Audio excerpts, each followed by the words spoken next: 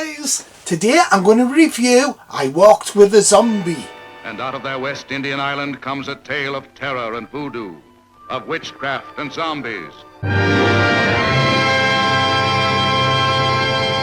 I Walked with a Zombie came out in 1943 and is the second of 9 Val Lewton produced horror films. It follows the success of the first film, Cat People, from 1942. Also, Jacques returns as director. The screenplay was by Curt Siodmak and Ardel and is a reinterpretation of the 1847 novel Jane Eyre by Charlotte Brontë. The music was by Roy Webb. The film only runs 69 minutes. The critics at the time weren't very impressed by the film, and it got mixed reviews. The writer, Ardel, said that the film was shot on a shoestring budget, and the film was shot in less than a month. The film stars Frances Dee, James Ellison, Tom Conway, who was also in Cat People as Dr. Lewis Judd, and Edith Barrett. So this is a weird plot. It's about two brothers that are in love with the same woman, and she's been zombified by someone. So there's a bit of a mystery to the story. So I'm a big fan of zombie films. In the first few zombie films that were made, the zombies were treated more like mindless servants, used for slave labour. The first one was White Zombie from 1932. Then I Walked with a Zombie in 1943.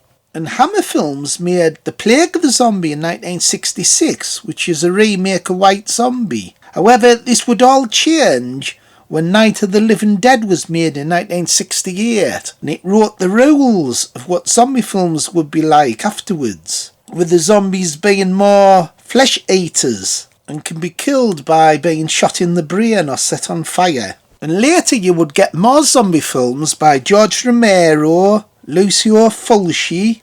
Even the modern films are good, with 28 Days Later, which created the zombies as fast moving, and you even get good TV shows like The Walking Dead. So this is the second produced film that Val Lewton did. He did 9 chillers during the 40s. This is the second one, and it's following from the great success of Cat People a year earlier. However, I found it a bit disappointing compared to Cat People. I really liked that one, and this one pales compared to that film. However, it's still interesting.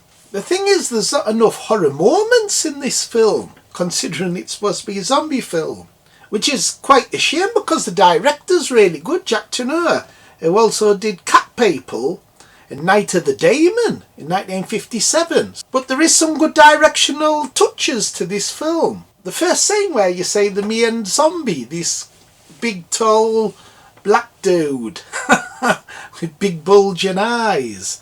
I think it's quite a startling scene when you first see him.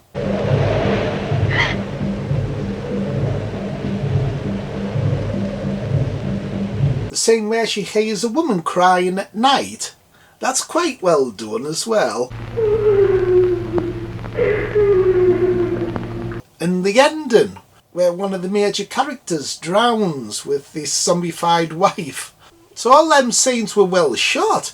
Unfortunately, the film's a bit slow moving, even though it's only 69 minutes. So it's more a character-based film and also a bit of a romantic film. There's a romance involved. So Frances Dee, she plays Betsy. She's the main character. And she's been employed to look after this man's wife. So Tom Conway, who was also in Cat People, he plays this character called Paul, who's employed her to look after his wife, who's been turned into this zombie state. So there's like a bit of romance between them two. And then there's his stepbrother, Wesley, who's played by James Ellison, and he fancies her as well. And it's a strange plot, because the mother realised that the woman was trying to go with both of the brothers, both the stepbrothers.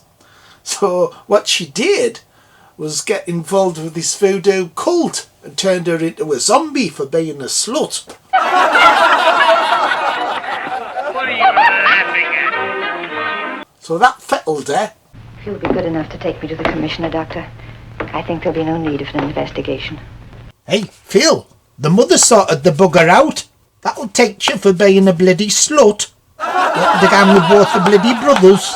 Bloody mother turned her into a bloody zombie. It was when she wanted to go away with Wesley. That night I went to the hunt for it. I kept seeing her face smiling because she was beautiful enough to take my family in her hands and tear it apart. So it's quite a wicked solution that the mother did that because she knew what this woman was up to, wanting to go with both the stepbrothers. So I thought Frances Dee was really good as the lead. And when she sees the zombie woman for the first time, because she hears this crying at night, she goes to investigate. Frankly, it was something of a shock to see my patient that way for the first time. Nobody had told me Mrs. Holland was a mental case. Hell, she's a bloody mental case, all right. A right bloody nutter. A mental case? I'm sorry. Why should you be? My wife is a mental case. There's a strange song as well, sung by these natives. Shame and sorrow for the family. Her eyes are empty and she cannot talk, and the nurse has come to make her walk. Hey, hell, what a bloody daft song them buggers are singing. However, the film's just dull and slow moving, and after the first film, Cat People, that I really liked, this was a big disappointment, to be honest. Some critics will say, well, it's just subtle horror, but there's a difference between subtle horror and then being over subtle, where it verges on nothing happening. So out of 10, what would I give it? It's a difficult one to rate. I did sort of enjoy it, so I think I'd give it a 6. 6 out of 10. But did you think, Bones, did you like it? Yeah, I was bought a bloody buggery watching it. Get bloody Dawn of the Bloody Dead on. That's a proper bloody zombie film. So the third film that Val Lewton produced was The Leopard Man. So that'll be an interesting one to watch. That's from 1943 as well. So anyway, I hope you enjoyed the review. Like, subscribe and share. Bye everybody, bye. Bye.